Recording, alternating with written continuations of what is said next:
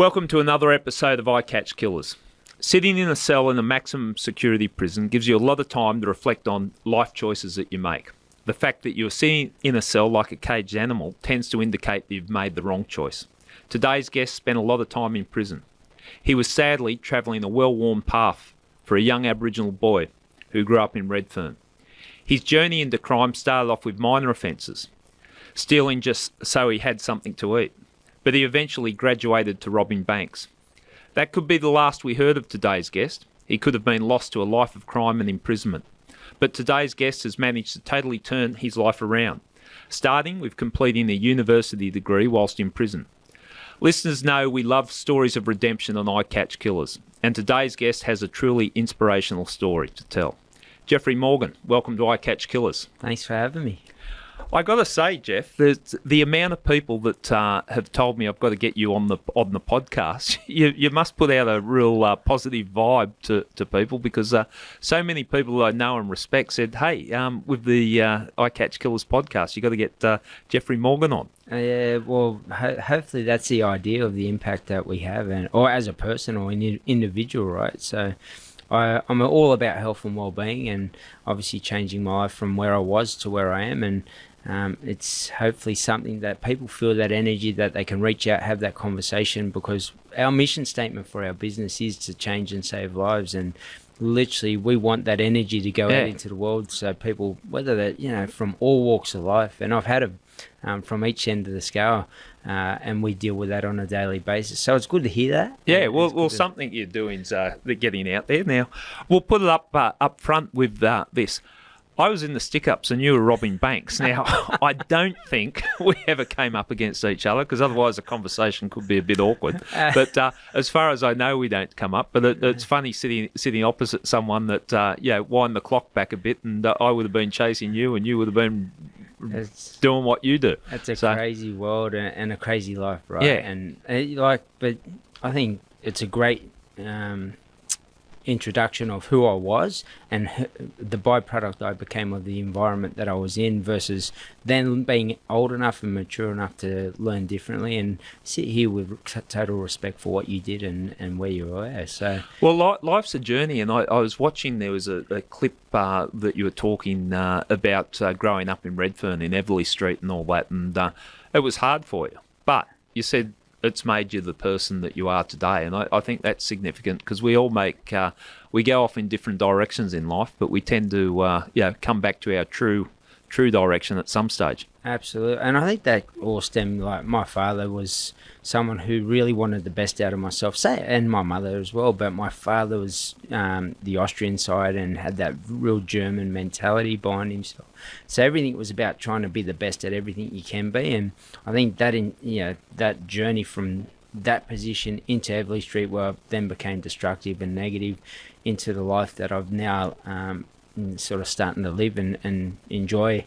It's been a massive journey and transition from that that kid that grew up with that mentality, then into destructive habits, and then learned how to rewire the whole mindset behind it. It's interesting with those two cultural differences, like a German father and an Aboriginal mother, and then different environments. So, absolutely. So no wonder you're a complex character. It was. I asked them, because I'm like, how did this come about? It was a nightclub mix. Yeah. So they met in the nightclub, dancing their lives away, but just to know, two totally different worlds. Dad was very regimented, Mum was very laid back, and same thing culture-wise. I think you get the same sort of mentality where Aboriginal people appreciate the small things, just Mother Earth as an example, versus the German side, the excel of excellence. And you look at all the brands, precision of the exactly. And you combine that both, and you've got somebody who's very driven, and obviously the athletic ability of the Aboriginal people, and put that into anything that you go into, and use it in the right way, and you come out with a great outcome. Now, you were born in Paddington. Yes. So was I. A lot of good people have started off in Paddington. But your early years, you grew up in Walgett. I grew up more so probably around Redfern. Right. Elizabeth Street. To what age? What? So I was about 12 with Yeah. my father, and also I should clarify that we bounced between houses. My dad didn't have much. They were fighting quite a lot, parents. Yeah. So we're back and forth between mother and father. She'd So take me. both in the Redfern community? So mum was between Redfern and Walgett. So mum Yep. would take me up to Walgett. Dad would take me back to Redfern, and we'd just bounce between. And I think Dad would move on a regular basis. I don't know, to try and hide from mum. I didn't really get into it. I was too young at the time, and I just remember having no stability at that point in time. I went to the same school, Redfern Primary School, the whole time throughout. Yeah. But it was just constantly moving between places. And a great example of that, I sat in Redfern Street probably at about 10 years of age, or old enough to remember, and my father and mother said, "Who do you want to live with?" And I kept saying, "I'll live with you both." And they're like, "No, you've got to pick one." That's a hard choice to be thrown at that age, isn't it? Absolutely. And I just think that says a lot about where they both possibly were within their lives for whatever reasons. And were they struggling with things? I think Dad was a gambler. Right. And you know, my uncle's told stories where he gets paid on a Friday. He'd come over Friday evening and say, "Hey, I'll grab something out of the fridge to eat." And there was nothing in the fridge. And he'd say, "Oh, you're doing the shopping later." He goes, "I've got no money. I've lost it on the horses." Yeah. And he says, he'd be like, "What are you going to eat?" And he said, "Oh, we've got potatoes and water until next week." So literally that was Dad's sort of mentality, whereas Mum was just laid back, easygoing lady, loved playing cards and sort of gambling in that sense. Yeah. But it wasn't nothing major. It was just get down Redfern, they'd all sit around playing cards, and it was, they wouldn't lose their whole wage within a short period of time. And Mum always worked as far as I knew as You well. have brothers, sisters? Yeah, so 8 brothers, 2 sisters. Okay. Big family, and a lot of the family on the brother side went down the same path as myself. Unfortunately, they went down a deeper or darker sort of path. Yeah. We'll talk about that, because I know that's had an impact on you. Yeah. But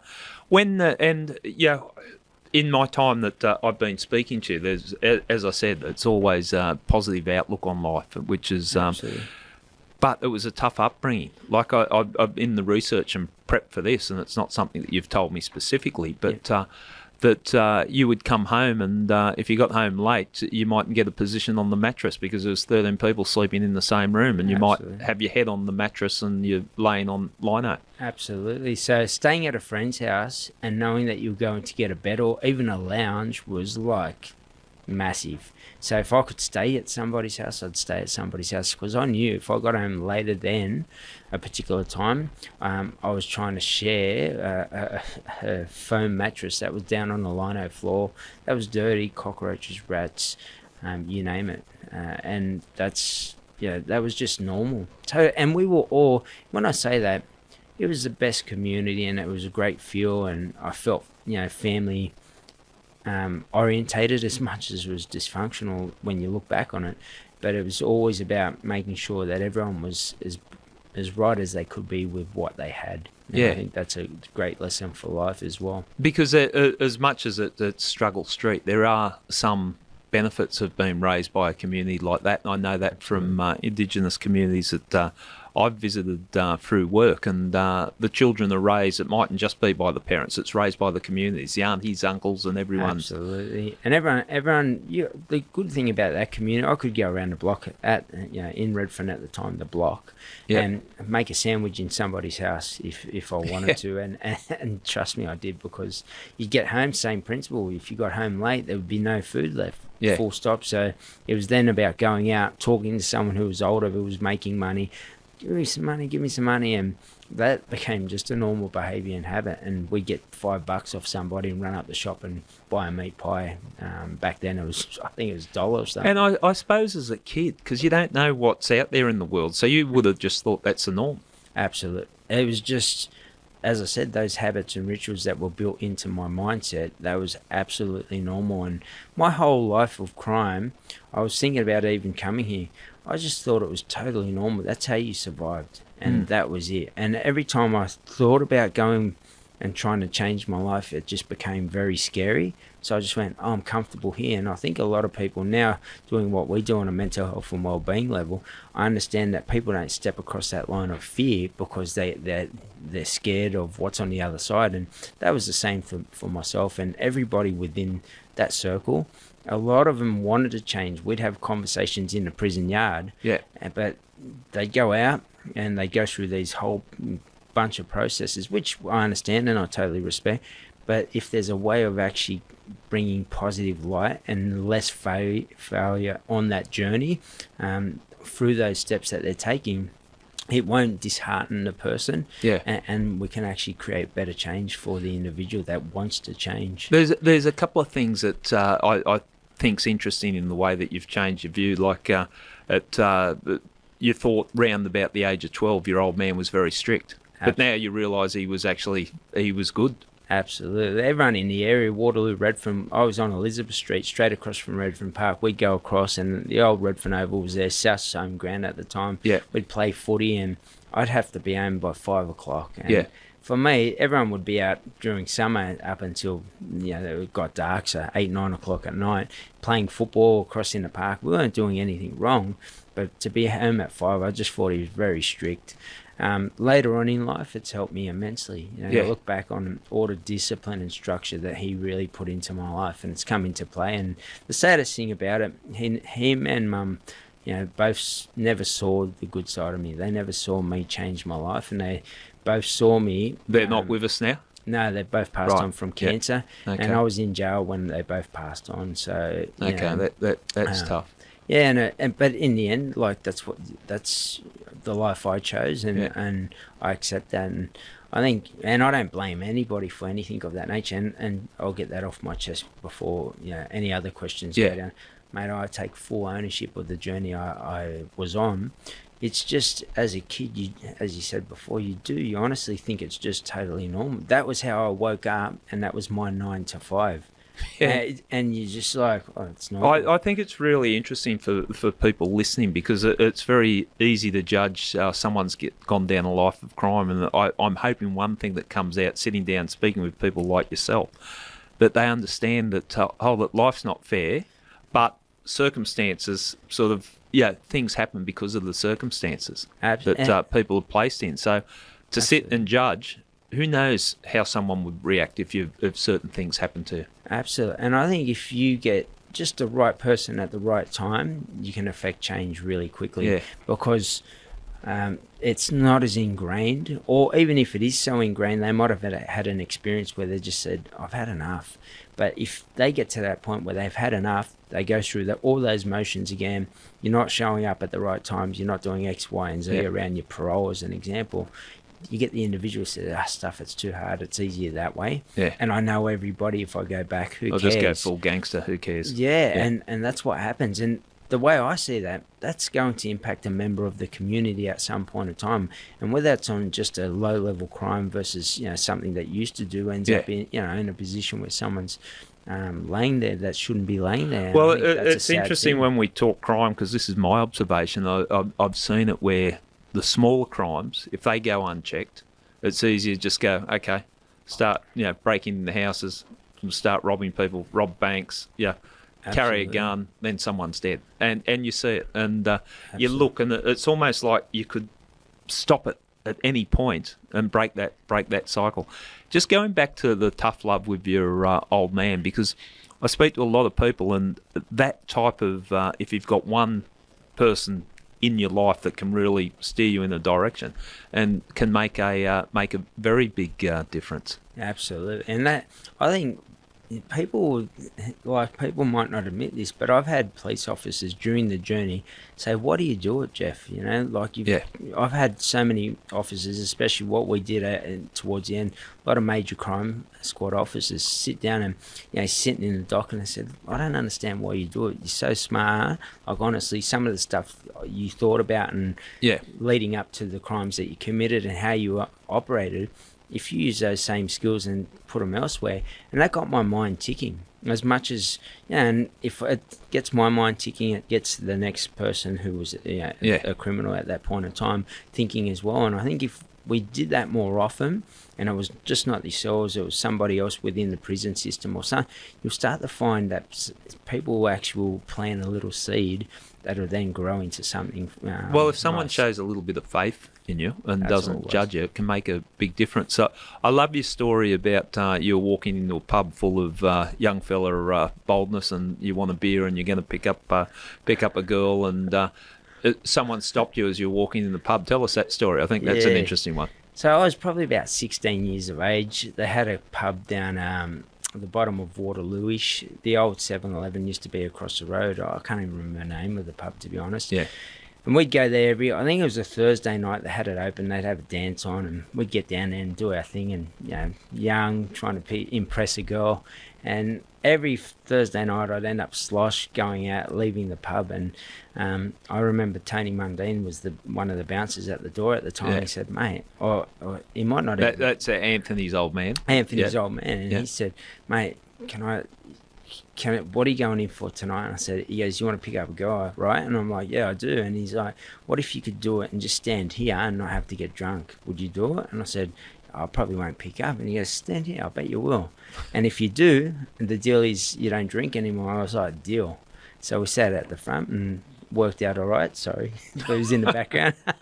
And Well, just a word that Jeff's partner's here, so he's and it worked out all right, and the rest is history. And and even that, for me, Tony having that influence on Yeah. me not to drink, and I'll have a Corona here and there, but literally, my partner being in the background, we had a 6-pack of Coronas in the fridge, and I'm not joking, they sat there for a year. Yeah. So I'm not But that just little things like that little subtle bit of influence that someone like Tony, who had an awesome reputation at the time for a young fella like yourself, absolutely. and the difference it makes. You were good at sport.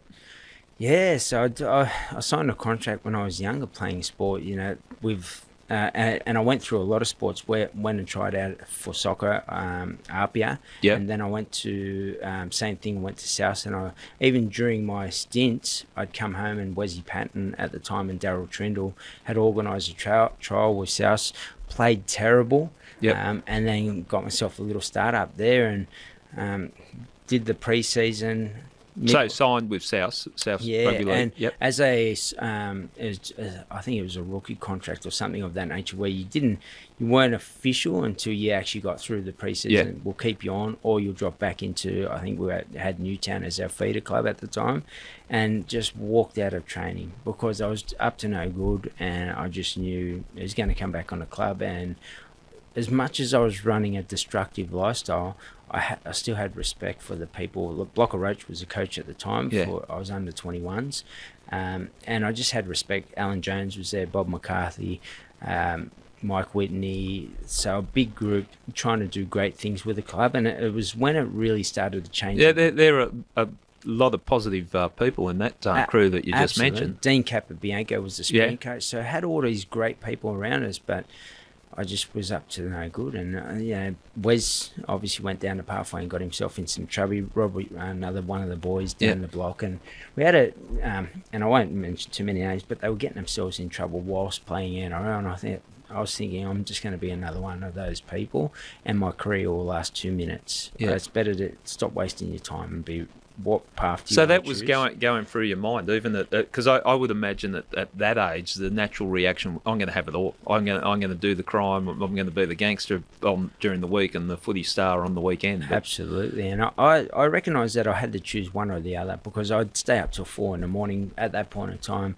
ram raids were massive, and all Redfern was doing it was just totally normal behaviour. And you finish at 4 and have to be training at 6 in the morning and then back up at 3 o'clock or something in the afternoon, whatever it was. And to me, that was just impossible. Wes was doing, I don't know how Wes was doing it, but it was like, for us, it was just incredible that I even contemplated those two lifestyles together.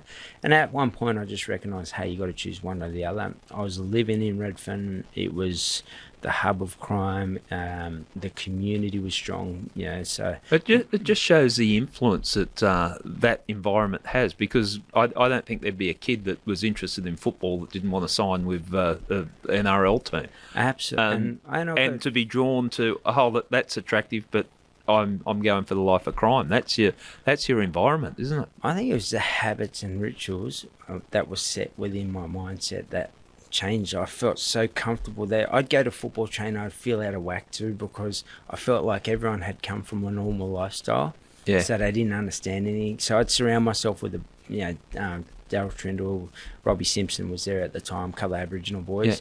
Yeah. And I'd sort of surround myself with them during the training session. A couple of other blokes I knew from the area. Yeah. But they all knew my past, so they were cool, and no one else knew. And so that sense of self-worth that you're ashamed of. Absolutely. Yeah.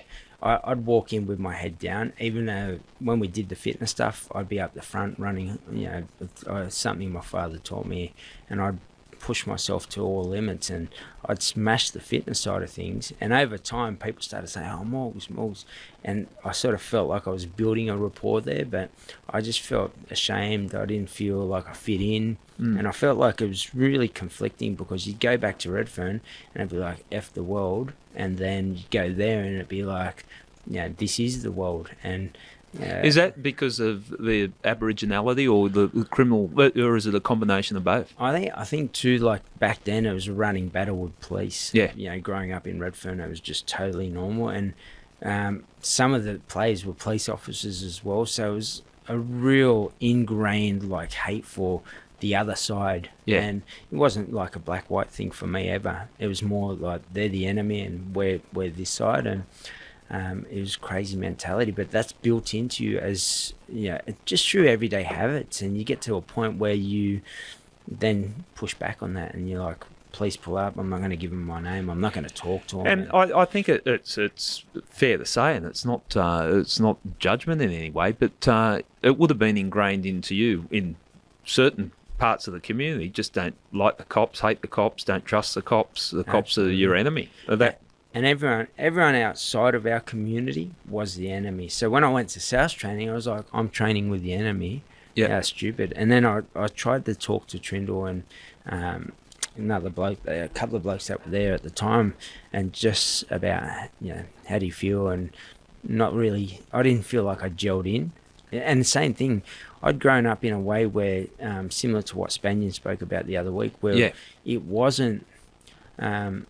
no funerals, the only funerals were family realistically, but not funerals of other people. So people weren't inviting me because they felt like I was, unless they were in that criminal circle as well. Yeah, we were talking about that before we sat down for the podcast, and something that Spanion, who was a previous guest, raised, that he grew up in that same type of environment, but hadn't been to a wedding or a funeral or a birthday party. At all. And it seemed, when he said that, it sort of shocked me. I hadn't even thought that. And the fact that you brought it up before we sat down here and talked, it's something that you could identify with. Absolutely. And I think you got to think about, and it'd be the same, we're happy not to get the invite, we're cool with that. And people will be like, oh, I thought I was your friend, and even with the new circles that we have. But for me, I'd be like, I'm cool. And I think to a point I've gotten a lot better. We've got a friend's birthday tonight as an example in a public place, and I've just got to a point, especially with the public speaking, the community projects, corporate health and wellbeing, that we're able to transition out of that thought process. I was thinking about what Spaniard was saying. I was saying, you've got probably a couple of years before you feel better about that. And he will feel better about that at some point in time, because I went through exactly what he went through. And you really do. You feel isolated. So me going to that football training on a regular basis, I just felt out of place. And self-esteem. Absolutely. And I couldn't have a conversation. They'd be like talking about tax, or do you do your tax? And I'm like, what's tax? How do I do that? And like, I'd sit there and try and have a conversation to learn about life skills, I suppose, with the group, without bombing myself out and saying, what, you don't know what tax is, or something of that nature. And then I'd hear somebody say, I paid tax, but you can sort of save some money this way or that way. So I'd really take that on. Little things, but they're big things in someone's life. And I know Shane Phillips, who you know, with Tribal Warrior, around Redfern, and doing some great work there. And he was saying that it is about self-esteem. That that if people feel worthless, their path sort of set for them, to give them pride in who they are and where they're from. Absolutely. And you get, this for even any police officer that watches, when you interact with especially anyone, if they put their head down, they're more than likely embarrassed about what they're doing.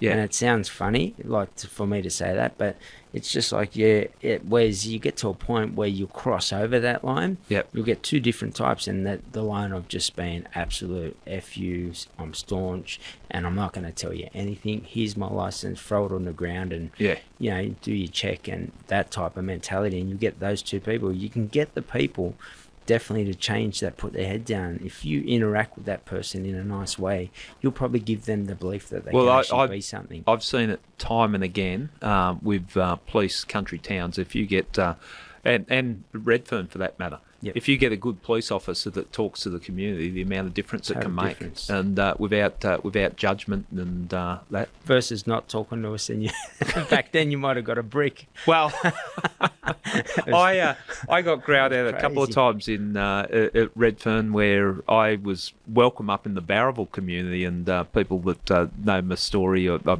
worked on the murder of the 3 kids. Yep. Evelyn and Clint and Colleen up there. Well documented. And I was very much accepted in the community up there, but it was pointed out to me a few times when I came down the Redfern, hey, that's the bush, this is Redfern, this is this is the hood.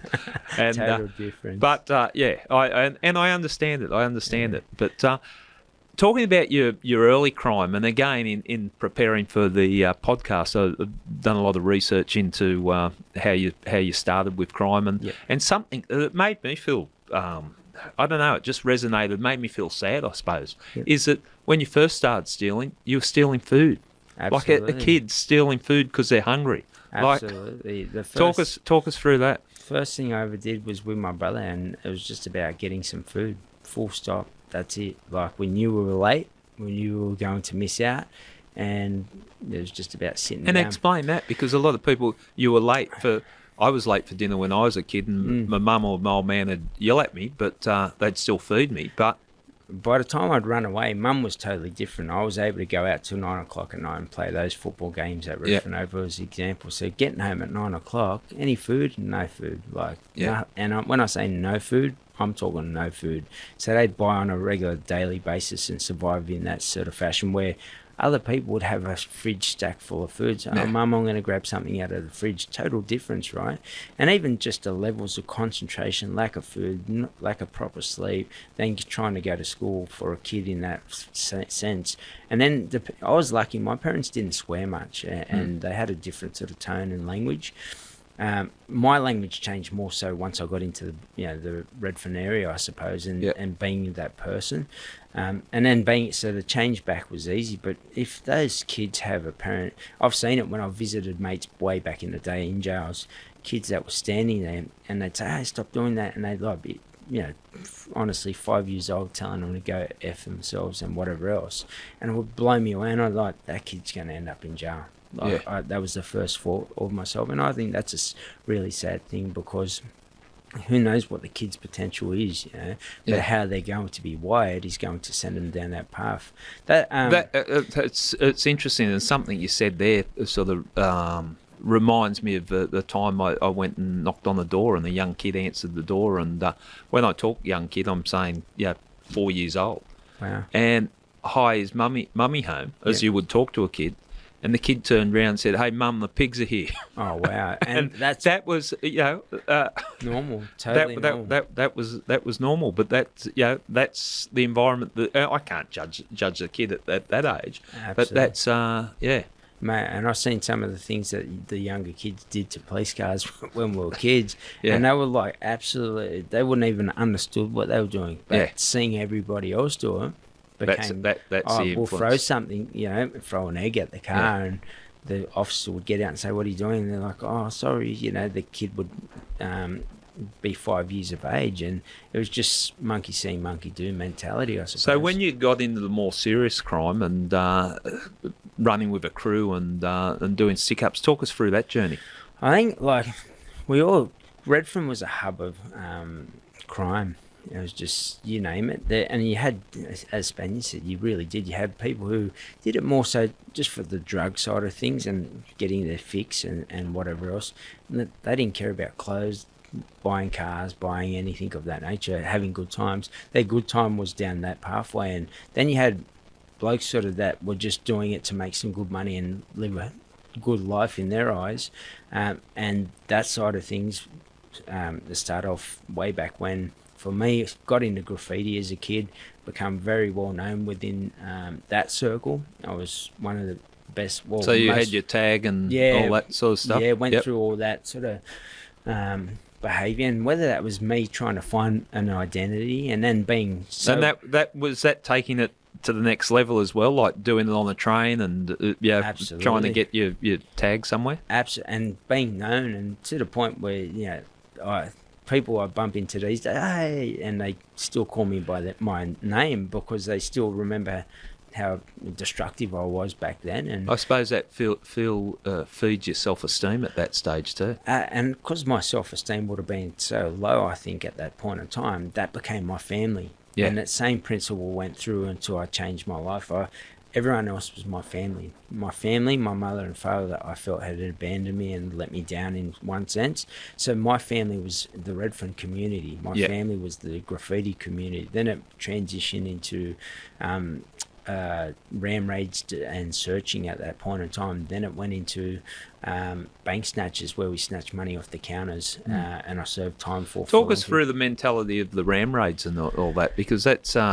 the way that the crime a ram raid, like there'd be a store, you just literally crash a car into it and grab what you can and take off before the cops turn up. Yeah, I'd prefer not to crash the car into it because no one wanted to drive the slower car, which you could understand. Yeah. So it was more what we could do, just sort of obviously with our own foot, sledgehammer or something of that nature. And that, as I said, that just became a normal part of behaviour. Everyone within our community, and that's where it crossed over, and that's where it got really, I think that's where it brought it undone quite a lot, because you had those two sides, and over time those two sides started to merge. So people would take out people who just wanted the drug side of things. They wanted to make money. No one was around. Let's get together. And then the problem would arise because something would happen where they spoke about it out of school, and obviously it went back, and next minute they're both sitting in a cop shop getting charged for it. So, but you're all feeding each other too, I would imagine. Absolutely. If that's a community, so it's your status in that community or the crew that you're hanging out with is what you got last night. Absolutely. And the biggest thing for me, though, I drew a line in the sand and said, mate, you had to be of a sound mind to do what you wanted to do. And I look back on it, and as much as I didn't think I was in that criminal world and there was so much criminality behind my behaviour, I think, obviously I was kidding myself at the time, but I just didn't recognise it. I was like, I'm just surviving. Get out of the way. That's an interesting thing, and I hadn't really considered it that way, but what was going for it? Did you realise you were bad, or you just thought that... I don't think you ever think about it, guys? That might. I think it was, as I said, by the time I was old enough, and at 16 it was rampant, and you just think, this is how I survive. When was the first time you were in custody? I think I was 14 at the time, and I went to Yasma, which was at Ashfield. I think it's a training centre now for... Was that a deterrent too? No, because when I got there, absolutely everyone I knew was there, and therein lies a problem in itself, doesn't it? Big time, because straight away it's not a place of fear, and they had trampolines, swimming pools, and it was bad where you get locked in the cells and things of that nature. But I think when no one visits you, it only reinforces that they were my family. Yeah. So you get some mothers that come out. I didn't get visits of my mother or father whilst I was there. Dad didn't know I was in custody. Right. And Mum was just, as I said, laid back. So she was like, he'll be right, sort of mentality. And getting there and seeing everybody that you knew, that wasn't a deterrent. So it wasn't traumatic for you going in there because you had a crew in there that you knew? The thing about it, and I heard Spaniards say this, I think it gets to a point, it becomes traumatic for yourself when you realise what you've done to everybody else. And Yeah. I don't know if he had that epiphany or what yet, Yeah. but for me, I was like, wow. And I did a radio interview that we spoke about before this, and it finished with, what would you say to the victims if you had a chance to say Yeah. it to them? And I did say that I'd be willing to sit down with them and tell them who I was, why I went about the stuff that, and how I could, especially with the skills that we tap into on a neurological level, how we can try and rewire your mindset as best as we possibly can to move forward. Yeah. And that principle stands for any victims of crime, because I'd love to, for me, I've come full circle. Yep. But that would be an ultimate full circle to go back and, and we spoke about Michael Marslow, Yeah. I think, even reaching out and I Yeah. thought about having a conversation, say, hey, mate, here's who I used to be and here's who I am now, and I'd love to help out in any way, shape or form. Yeah. Yeah, on a volunteer Well, basis. we'll talk. We'll talk further about that, because I'm quite interested in that, on the ways that we can break that cycle of crime. That'd be awesome. But on your journey into the boys' home, so you go in there and there's your mates in there. So it's basically, and it would almost, I would imagine, in that environment, it would almost be like you feel like you wear it as a badge of honour. That's exactly what it was. Going to jail as an Aboriginal kid is a badge of honour, full stop, especially as a male. And then being tough and having fights and all of that nature, that was instilled with us. So getting there, and remember where I used to sleep, 13, so to have your own bed, shower, food given to Luxury. you guys, hard. That was my Hilton at that point in time. And it's as crazy as it sounds, all it is like counting down the days to get out. And I've always thought about if they shifted that, and I remember they did this when we were in, I was in jail, I think, and the first time, and they took us out to the Young Offenders Program, and all those camps, and talking about discipline, ownership, and even reenacting the crimes in Melbourne. That was crazy. But it really made me take a reflection of who I was and who I was telling them I wanted to be, and a huge gap between both of those. And I said, how can I start to change that? And I've taken that and put it into my own program, same principle, but that was a reflection of what I saw from that little journey as well. And I think if we could do that to other kids, especially, not even kids, even some of the adults, I know when I was there, as much as we had those conversations, total different conversations. You had versus, obviously blokes that are well entrenched within that system. And, trying to help Johnny Killick at the time when at the time when we were in the pod 11 together. And he's talking to a helicopter bloke. It wasn't going to work. I was actually in the same pod and on the phone, and he said, "Hey, Walgs, I need the phone." I was like, "Yeah, no worries." And were you the guy on the phone? On the phone. So I look back on it. So just so people don't or can make the connection here. One of the guests, and one of the favourite guests we've had on here, because he's an interesting person, is John Killick, and he's I think he spent 35 years in jail, and he looks at things differently now and realises that he's done wrong.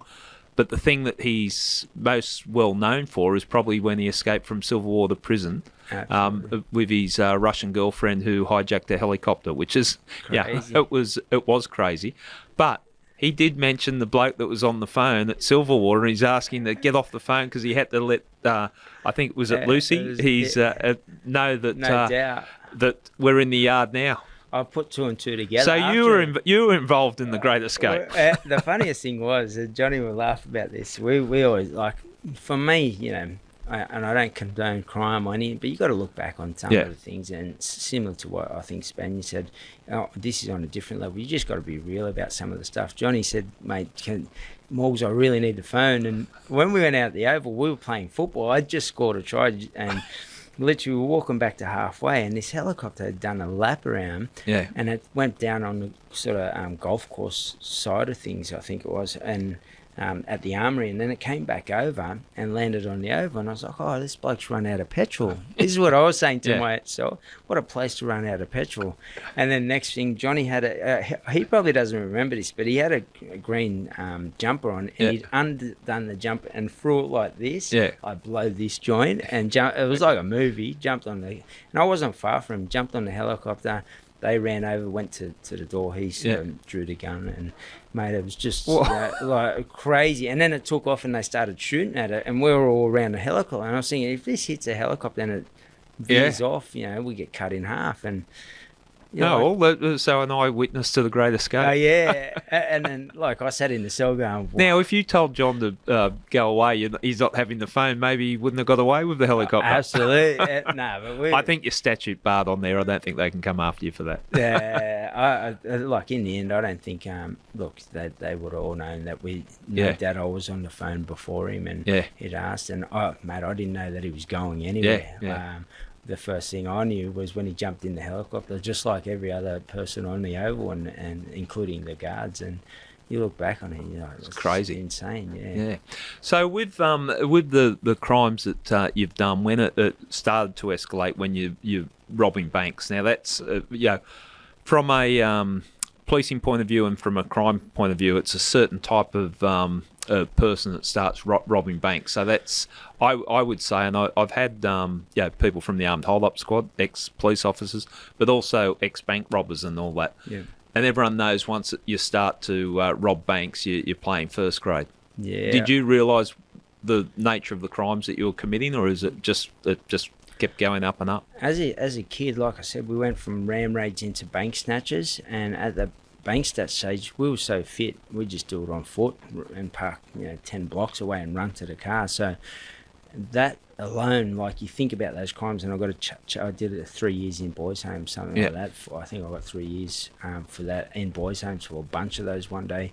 And you just never contemplated it at the time how serious crimes were what becoming. You're doing. It was more about how we can make more money quicker, and that just went from each level, just kept going up. And then you think, I can make more money here, or you hear somebody else making X amount, you're like, that's what I'm going to do as well. And what did, and I'm interested in the mindset, where you grew up and you're making money. What did you want the money for? Yeah, you look back on it, to be straight out and honest, just to survive.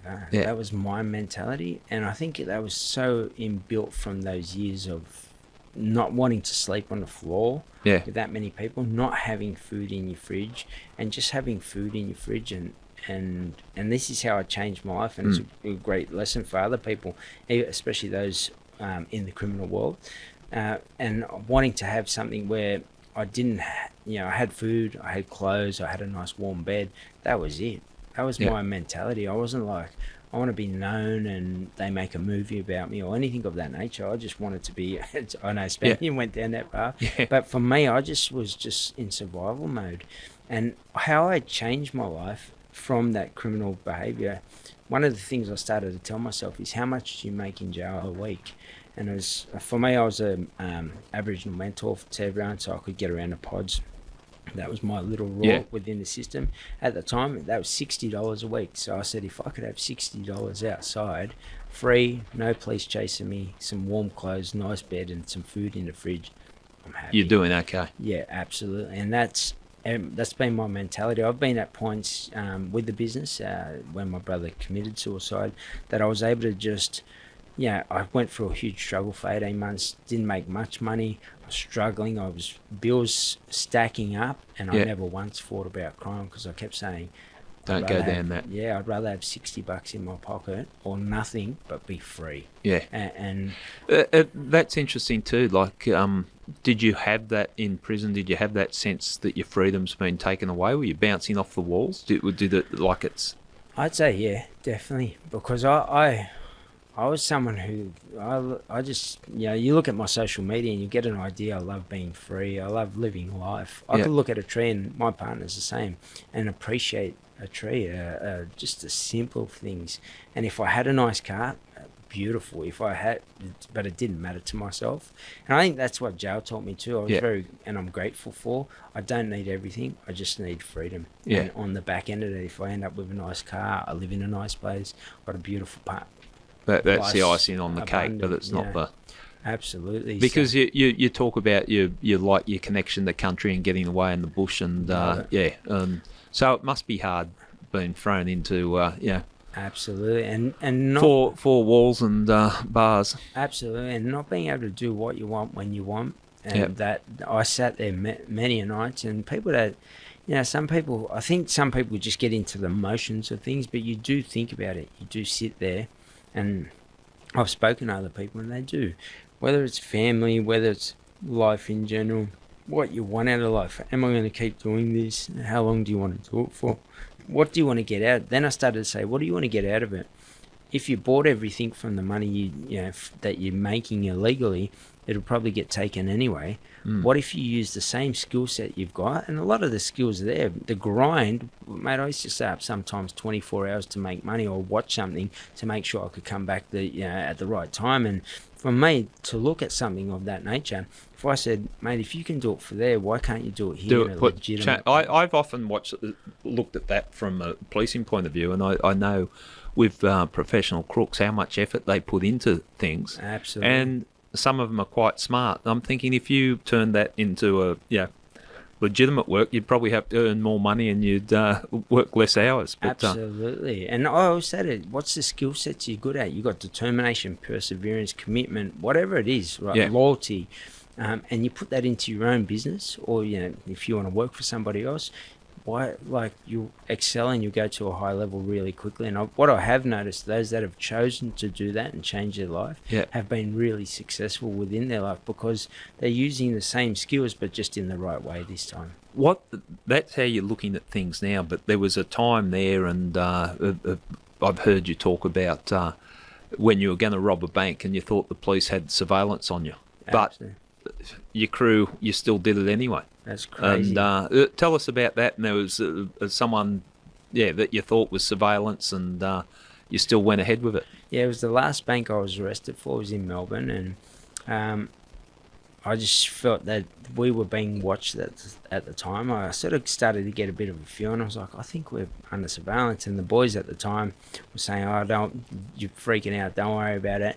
And then I ended up seeing this one car in 3 different locations, and I said, mate, drive up this driveway, and if this car comes up, we're under surveillance. Even under the driver, and I said, mate, we're under surveillance. Let's just walk away, get done for the car at the time. And they're like, nah, don't worry about it, you're freaking out. And, mate, they would have grabbed us already. And we parked the car, come back the next day. There was a van with black tints on it right in front of the car. And I said, mate, listen, I'm not going to that car. Yeah. You go to the car. And if you get arrested, I'm running off. Just so you know, I'm clear as day because I'm not vibing with this. And that was literally... the mentality of us at the time. Yeah. How crazy you getting watched and had you moved down to Melbourne at that stage? Was it that was a Sydney job? So we went from Sydney to Melbourne for that specifically. And when we were the same thing, we were lucky because they had the tactical response. They call them something else down there. On standby, but we'd looked at another bank. And they were waiting at the other bank, and we were lucky that we went to this one. Otherwise, we would have come out to them, and who knows Man in Black. And, exactly right. And as you said before, you're armed up and they're armed up. And what happens at that point in time, and I just think it's insane that we still went ahead with it at that point in time. Came out of the bank and. A bloke went up on the gutter and tried to block the bank doors. We jumped across the car, and then this motorbike chased us. And I just remember saying, I think, that bloke rode like either a professional rider or he's a motorbike copper. Yeah. And we later found out he was an actual surveillance motorbike police officer. Yeah. So, and to go through with that, that's how deeply entrenched in that behaviour we were. We're just and I think I had a huge loyalty to the group. Yeah. That same group, we were friends since we were kids, and we'd been through so much, and none of us had rolled over on us. Yeah, we were staunch. So we're really tight as a crew. And I think, over the years, as you know, within that circle, many people break up within crews. Someone sleeps with someone's partner, or someone robs the other person, or something, someone dobs them in. And we were staunch together as kids all the way through until that point. And that helped me change my life, because in Melbourne, after that arrest... So you got arrested in Melbourne? Got arrested Friday the 13th. It was a great day. Bit so ominous. It all went down. It was just ridiculous. It was a comedy show in the end. But, like, I look back on it and I think to myself, we went in, we were on remand at the time. We ended up getting bail because there was some sort of law, until proven guilty, you could get out on bail. Yeah. We rode that and got out on bail.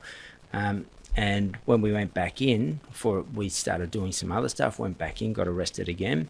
And when we were in there, they didn't want to mess themselves up for sentencing.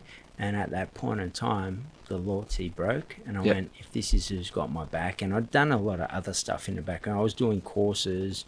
I was trying to change myself. I was just going down a different path. I just went, that's it. I'm going to cut ties. And how long did you get for that stick up? I got 9 years with 7 years on the bottom. So Okay. I served the 7 years. And got how out long straight away. how long had you been in custody before that? How many years had you done before that? I'd say probably I did 5 years for another bank before that. So that's 12, and then up 3 years as a kid for the bank snatchers, and just So it's adding up, isn't it? yeah. Like How over 15. old were you when you got that 9 with 7 on the bottom? I would. It was in 2003, and I got out 2007. So I would have been 30, 2 or 3. Yeah. 30. Yeah, well, it's almost at that cut-off point, isn't it? When you've been doing probably 1/3 of your life or more Absolutely in custody, and you had to make a decision to turn your life around. Yeah. So I think that, and I'd only been out 6 months from a 5-year sentence. So I served like nearly 12 years. Yeah. Out of. I wonder about that. Like, it must be a mentality, because if you've served that many years and you're out and you're enjoying the freedom, and then Jesus, I've just thrown it all away again. It's crazy. And I actually came out and worked for the first time that time. I came out, I was married at the time, and then started to work for the first time in my life. Yeah. And same thing, little dabble here, little dabble there, and down. The ball's rolling, and you get yourself in some trouble. So. All right. Well, look, I think this might be a good time for us to take a break. If I didn't know you and I was listening to your story and I was a gambling man, I'd be saying there is no way you're going to turn your life around. But lucky I don't gamble, because that's exactly what you did. So we'll leave part one at the point where you're about to start your sentence for bank robbery, and it's 9 years. Yeah. And when we come back for part two, we'll talk about how you turned your life around, and because I really think it's amazing, and I hope people are listening to you being so honest with us and saying, well, this is why I did it, this is how I did it. You're not making excuses. Yeah. So when we come back for part two, we'll talk about how you made those changes. Awesome. I think it's important to be, like, if I'm really serious about change, just ownership, accountability, responsibility for everything that you did. And everything, as I said, as much as I tell you that, I don't tell you with pride, I don't tell you with anything other than the fact that I'm saying, hey, that's who I used to be, here's who I am now, and let's move on from And this is what's happened. And hopefully viewers, whether from all walks of life, get some sort of lesson along that journey that helps them just make the right decision. I reckon that's so important, and it's something that I've been thinking a long time with the podcast, that the guests that we get on, people are going, well, is this glorifying crime you're talking about? We have a bit of a laugh on things that happen. No, it's not glorifying crime, but it's not one-dimensional crime. Absolutely. And you got to look at it from all sides. So let's take a break now, and we'll be back shortly.